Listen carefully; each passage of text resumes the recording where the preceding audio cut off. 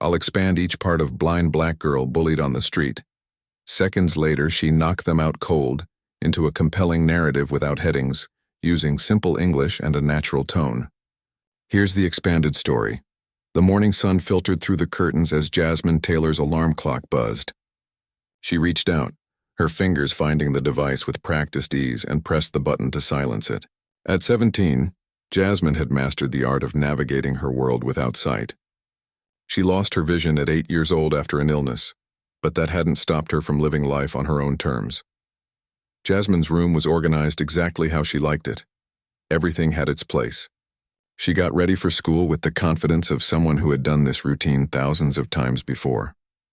Her clothes were arranged by color and texture, with small tags in Braille to help her choose her outfit for the day. Morning. Sunshine? Her mom called from the kitchen as Jasmine made her way downstairs, white cane in hand.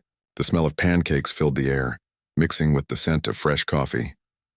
Morning, Mom, Jasmine replied, finding her seat at the table without hesitation. Those pancakes smell amazing. Her mother placed a plate in front of her. Big day today? You've got that history test, right? Jasmine nodded while carefully pouring syrup.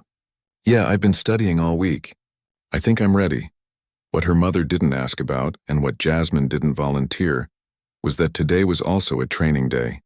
For 5 years now, Jasmine had been studying Brazilian Jiu-Jitsu at a small dojo 10 blocks from their home in Atlanta. It had started as her father's idea, a way to build confidence and ensure she could protect herself if needed. The world isn't always kind to those who are different, her father had told her when he first suggested it. He knew this truth all too well as a black man raising a black daughter with a disability in America. What had begun as simple self-defense lessons had evolved into something more. Jasmine had discovered she had a natural talent for the martial art. Her instructor, Mr. Chen, often said that her heightened sense of hearing and touch gave her advantages that sighted students lacked. She could feel the slightest shift in an opponent's balance, hear the subtle changes in their breathing that signaled their next move. After breakfast, Jasmine's dad dropped her off at school. Have a good day, kiddo, he said, giving her shoulder a gentle squeeze. Remember, head up. Always, Jasmine replied with a smile. Ridgeview High School was a maze of sounds and smells that Jasmine had learned to interpret like a map. The squeak of sneakers on polished floors, the metallic clang of locker doors, the various perfumes and colognes that announced her classmates' presence before they spoke. All of these created a detailed landscape in her mind. Most of her teachers and many of her peers were supportive, but high school was still high school. There were always those who saw differences as targets. For Jasmine, that mostly meant a group of seniors led by a boy named Tyler. Since her freshman year, they'd found small, mean ways to make her life difficult, knocking books from her hands, moving chairs into her path, mimicking her movements behind her back while others laughed.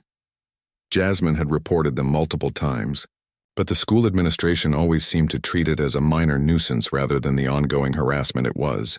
We'll talk to them, they'd say, but nothing ever changed. As the final bell rang that afternoon, Jasmine packed up her Braille textbooks and headed out. The autumn air felt crisp against her skin as she unfolded her cane and started the familiar route home. Usually her best friend Lily walked with her, but today Lily had a dentist appointment. Jasmine moved confidently down the sidewalk, her cane sweeping in a rhythmic arc before her. She was looking forward to her training session later. Mr. Chen had been teaching her a new takedown technique, and she was eager to practice it more. 3 blocks from school, she heard them, the distinctive laughter and footsteps of Tyler and his friends. Her heart sank a little, but she kept walking, her face composed. Maybe they'd just pass by today without bothering her. But the footsteps changed direction, moving to intercept her path. Jasmine took a deep breath and straightened her shoulders, preparing herself for whatever was coming. What no one at school knew, what no one except her family and Mr. Chen knew, was that the quiet, blind girl they saw was also a blue belt in Brazilian Jiu-Jitsu who trained 5 days a week. Jasmine had never used these skills outside the dojo, had never needed to. She hoped today wouldn't be the first time. RT 2 confident stride, his friend David's shuffling gait, and Zach's heavy footfalls. The smell of Tyler's expensive cologne reached her before his voice did. Well, if it isn't Ray Charles, Tyler said, stepping directly into her path. Jasmine stopped, her cane touching his shoe. "I'm just trying to get home, Tyler," she said calmly, trying to step around him. David moved to block her. "What's the rush?" "Got a hot date with your seeing eye dog." The boys laughed, and Jasmine felt her jaw tighten. She'd heard it all before. The same tired jokes, the same cruel laughter. Usually she would ignore them and keep moving, but today they had formed a circle around her, making it impossible to simply walk away. "Seriously, guys," she said, her voice level. "I need to go." "Oh, she needs to go," Tyler mimicked in a high-pitched voice. "Better make way for the special needs parade." Jasmine felt a flash of anger but kept her composure. Being blind isn't the same as having special needs. And even if it was, that wouldn't be something to make fun of. "Listen to her giving us a lecture," Zach chimed in. "Think you're so smart just because the teachers feel sorry for you?" A small crowd had begun to form around them. Jasmine could hear the murmurs, the shuffling of feet, people slowing down to watch but not stepping in. This was happening in broad daylight, just 3 blocks from school, and not one person was intervening. "I work for my grades, just like everyone else," Jasmine replied, her patience wearing thin. She'd learned long ago that showing fear only encouraged bullies like Tyler. "Now please let me pass." "Or what?" Tyler challenged, moving closer. "What are you gonna do about it, blind girl?" His hand shot out, knocking her books to the ground. The textbooks hit the pavement with a thud that seemed to echo in Jasmine's ears. She heard several onlookers gasp, but still no one stepped forward to help. Jasmine took a deep breath. "Pick those up," she said, her voice quiet but firm. Tyler laughed. "Or what, you gonna cry to the principal again?" "That worked out great last time, didn't it?" Jasmine knelt down, carefully feeling around for her scattered books. As her fingers found the edge of her history textbook, she felt rather than saw Tyler's foot come down on it, pinning it to the ground. "Please move your foot," she said, her calm facade beginning to crack. "Make me," Tyler taunted. Jasmine stood up slowly. She was shorter than Tyler by nearly a foot, but in that moment something in her posture made several onlookers take a step back. "I'm asking you nicely to stop," she said. "I don't want trouble." "Too bad," Tyler replied, and she felt his hand grab her arm roughly. "Trouble found you anyway." The crowd had grown larger now. Among them was a freshman named Raj, who had his phone out and was recording the whole thing. Later he would say he started filming because he thought someone should document the bullying to show the school.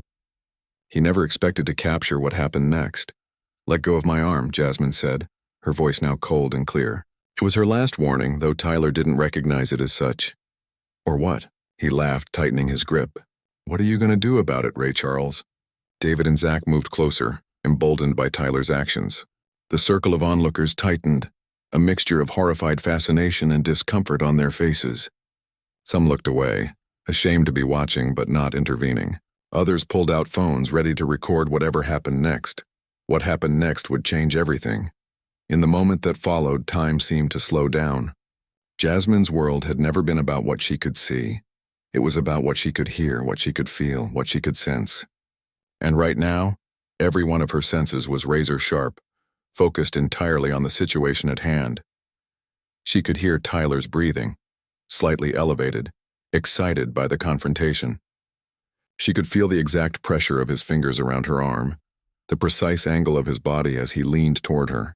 She could sense David and Zach on either side, their weight shifting forward, ready to join in whatever Tyler did next. With a movement so fluid it seemed almost choreographed, Jasmine stepped slightly to the side, her free hand coming up to grip Tyler's wrist. In the same motion, she dropped her center of gravity and pivoted. The crowd gasped as Tyler suddenly found himself airborne, his grip on Jasmine's arm broken. He hit the pavement with a thud that knocked the wind from his lungs, his eyes wide with shock. 5 years of training had made Jasmine's technique perfect. She had used Tyler's own weight and momentum against him, requiring surprisingly little strength on her part. David and Zach stood frozen for a second, unable to process what they had just seen. Then anger and embarrassment overtaking their surprise, they both lunged toward Jasmine. She heard them coming. David from the left, his sneakers scraping against the concrete as he pushed off. Zach from the right, heavier, slower, but with more weight behind him. Jasmine stepped back, allowing David's momentum to carry him past her, while simultaneously extending her cane to catch Zach's ankle. David stumbled, trying to stop himself while Zach tripped over the cane and crashed into his friend. They both went down in a tangle of limbs, cursing and disoriented. Tyler had managed to get to his knees, still trying to catch his breath. "What the?" he gasped, his face flushed with a mixture of pain and humiliation. Jasmine stood perfectly still, her cane now back in its regular position. Her face was calm, her breathing controlled. 5 years of training at the dojo had prepared her body for this moment, but nothing had prepared her for the rush of emotions that came with it. The satisfaction of standing up for herself, mixed with the sadness that it had been necessary. "I asked you to stop," she said quietly. The crowd was completely silent now, the only sounds coming from the three boys as they struggled to their feet. No one had expected this outcome, least of all Tyler and his friends who had picked on Jasmine precisely because they thought she was an easy target. How wrong they had been. Tyler got to his feet, wincing. "You're gonna regret this," he threatened, but his voice lacked its usual confidence. He was acutely aware of the phones recording, the witnesses watching. "No," Jasmine replied calmly. "I won't, but I hope you regret what you've been doing to me and others. It's not too late to be a better person, Tyler." For a moment it looked like Tyler might lunge at her again. Jasmine sensed his weight shifting forward and adjusted her stance slightly, ready. But then David grabbed Tyler's arm. "Let's go, man," David muttered. "Everyone's watching." The reality of the situation seemed to dawn on Tyler all at once. He'd been taken down by the very girl he'd been bullying, and there were dozens of witnesses. His face flushed darker, but he allowed David to pull him back.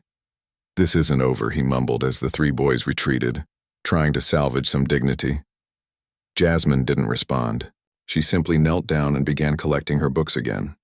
This time several people rushed forward to help her. "That was amazing," someone said as they handed her a notebook. "Where did you learn to do that?" asked another voice.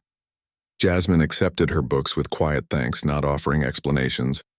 Her heart was still racing, adrenaline coursing through her system. She had never wanted to use her training this way, had hoped she'd never need to. Mr. Chen had always emphasized that jiu-jitsu was about self-defense, not aggression. The true strength of jiu-jitsu, he often said during their lessons, is that it allows the smaller, weaker person to defend against the bigger, stronger attacker. It is the perfect art for those who others might underestimate. Today had proven him right. As Jasmine continued her walk home, the crowd gradually dispersed, though she could hear excited conversations following in her wake. She knew that by tomorrow everyone at school would know what had happened. What she didn't know was that Raj's video was already being uploaded to social media, where it would soon take on a life of its own. Part 4. By the time Jasmine reached her front door, her phone had buzzed 17 times with text notifications. She ignored them all, needing time to process what had happened. Using her key to let herself in, she called out, "Mom? Dad, anyone home?" No answer came. Her parents wouldn't be home from work for another hour, and her younger brother had basketball practice. Jasmine was grateful for the quiet as she set her books down and collapsed onto the couch, her hands trembling slightly as the adrenaline began to wear off. She had just closed her eyes when her phone rang, Lily calling to check in after her dentist appointment. "Jazz?"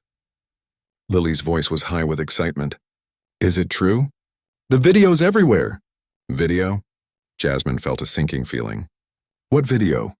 You taking down Tyler and his goons?" Raj posted it online and it's already got thousands of views. "Everyone's talking about it." Jasmine groaned, covering her face with her hand.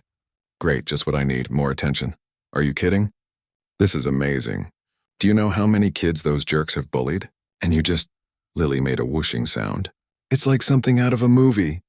As Lily continued to gush, Jasmine's other line beeped with another call. Then another. Friends, classmates, even people she barely knew were reaching out, wanting to hear her side of the story. By the time her parents got home, the video had been picked up by local social media accounts and was spreading rapidly. Mr. Chen had also called, concerned after another student showed him the video during an evening class. "Jasmine," her father said as he sat beside her on the couch, "tell us exactly what happened."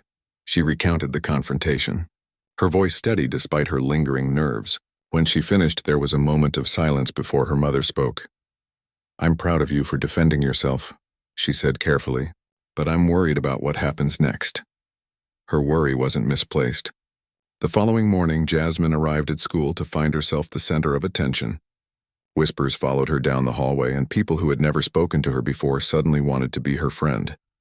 "There she is," someone said as she walked to her locker. "The girl from the video." By third period, she'd been called to the principal's office. Principal Reynolds sat behind his desk, his expression serious as Jasmine took a seat across from him. "Ms. Taylor," he began.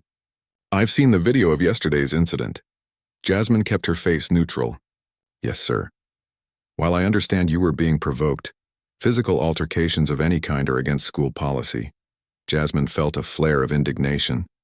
"With all due respect, Principal Reynolds, I've reported Tyler's bullying multiple times over the past 3 years. Nothing was ever done about it." The principal shifted uncomfortably in his seat. "We addressed those incidents according to—" "You told them to stop and they didn't," Jasmine interrupted, surprising herself with her boldness. "Yesterday wasn't an altercation. It was self-defense after years of harassment that this school failed to prevent." Before Principal Reynolds could respond, there was a knock at the door.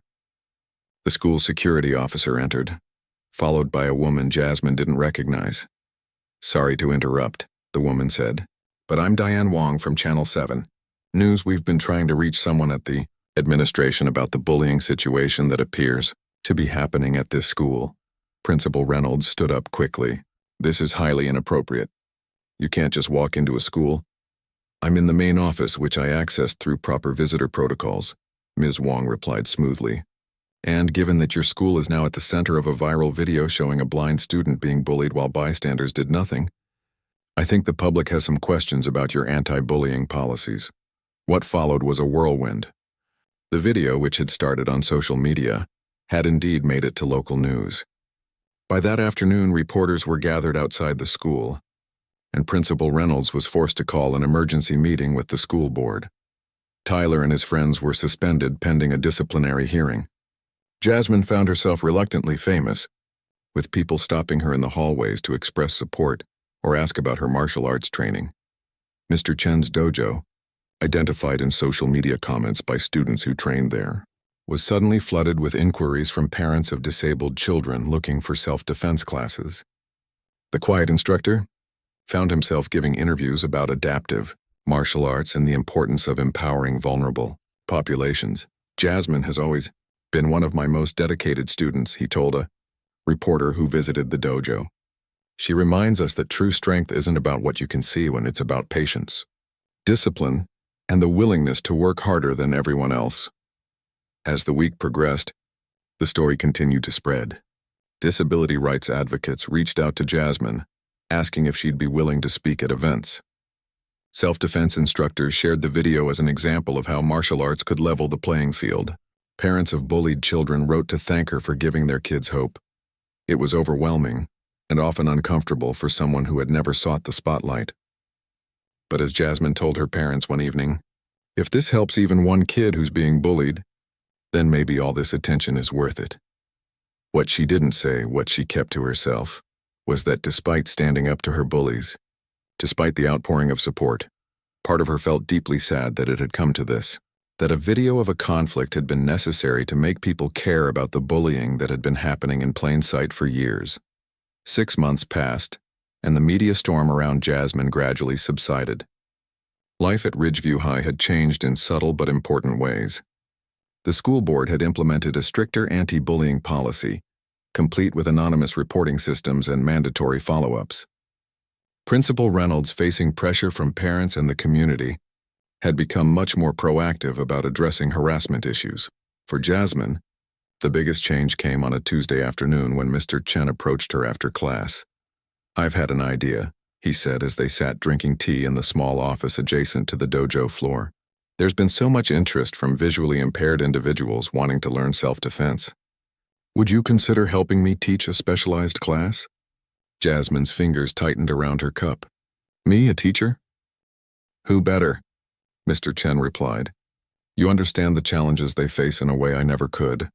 We would teach together, you providing insight on adapting techniques, me guiding the overall curriculum." After some consideration, Jasmine agreed. The first class was scheduled for the following month, with 5 students ranging in age from 12 to 19, all with varying degrees of visual impairment. On the day of the first class, Jasmine arrived early, nervous but excited. She was arranging mats when she heard the door open and familiar footsteps enter the dojo. She froze, instantly recognizing the walk. "Tyler?" There was an awkward silence before he spoke. "Hey, Jasmine, what are you doing here?" Her voice was cautious, guarded. I heard about the class," Tyler said, his usually confident voice subdued. "I wanted to help." Jasmine crossed her arms. "Help? You bullied me for 3 years." "I know." His voice cracked slightly. "And I've spent the last 6 months thinking about that every day." After returning from his suspension, Tyler had kept his distance from Jasmine.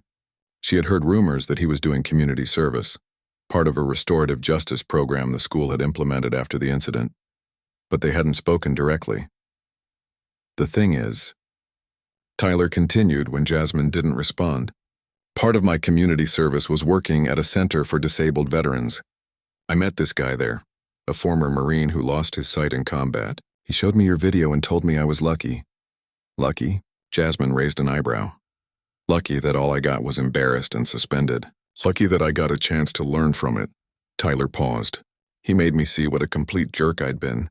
Not just to you, but to a lot of people." Jasmine remained silent, processing his words. "I'm not asking you to forgive me," Tyler added quickly. "I don't deserve that. But when I heard you were starting this class, I thought maybe I could help in some way. Give back a little of what I took from you." Mr. Chen, who had been listening silently from the doorway, stepped forward. "The choice is yours, Jasmine. This is your class." Jasmine took a deep breath. She thought about what her father always said about second chances, about how people could grow if given the opportunity. She thought about the principles Mr. Chen had taught her, that jiu-jitsu wasn't just about physical techniques but about personal development, about becoming better than you were yesterday. "What exactly are you offering?" she asked finally. Tyler shifted his weight nervously. "I could be a training partner for demonstrations, or help set up equipment. Whatever you need." Jasmine considered for a long moment. "If you're serious about this," she said eventually, "you'll need to commit to the whole program. 8 weeks. And you'll need to learn about accessibility, about respecting boundaries, about what it really means to support someone instead of tearing them down." "I'm serious," Tyler said, and for the first time Jasmine heard genuine sincerity in his voice. "Then you can stay," she decided, "but this is your last chance with me." The students began arriving shortly after, nervous and excited about their first class. Jasmine welcomed them, sharing her own journey with martial arts and how it had changed her life in ways she never expected. "Jiu-jitsu taught me that what others see as weakness can actually be strength," she told the group. "Being blind means I focus on different senses: touch, hearing, spatial awareness. In some ways, that gives me an advantage." As the class progressed, Jasmine found herself warming to her role as an instructor. She worked with each student individually, helping them adapt techniques to their specific needs. Tyler assisted quietly, following instructions and showing a patience no one at school would have believed possible. After class, as they were cleaning up, one of the younger students approached Jasmine. "That video of you standing up to those bullies is why I'm here," the girl said shyly. "I get picked on at school too. I want to be brave like you." Jasmine knelt down to the girl's level. "The bravest thing isn't fighting back," she said gently. "It's believing in yourself when others don't. The techniques we're learning here, they're just tools. The real strength comes from inside." Over the coming weeks, the class grew as word spread. Jasmine and Mr. Chen welcomed each new student with the same message. This wasn't about learning to fight. It was about learning to stand tall in a world that often tried to push them down. And Tyler, to everyone's surprise including his own, became an invaluable part of the program. His experience went from a shameful story to a powerful teaching tool about how people could change, how bullies could become allies if given the chance to see the harm they'd caused and make amends. 1 year after the incident that had changed everything, Jasmine stood before a room full of students, sighted and visually impaired alike, at a community workshop on bullying prevention. Tyler stood beside her as they shared their story, not as victim and bully, but as two people who had learned difficult lessons and grown from them. Sometimes, Jasmine told the audience, the strongest thing you can do isn't knocking someone down, it's helping them back up again. It's giving second chances when they're earned, and standing firm when they're not. As she finished speaking, the room erupted in applause. In that moment, surrounded by people who had come to learn from her journey, Jasmine felt a sense of purpose that went far beyond that day on the street when she'd stood up for herself. She had turned a moment of confrontation into a movement of connection, proving that the most powerful form of strength isn't the ability to knock someone down. It's the wisdom to know when to offer a hand up instead.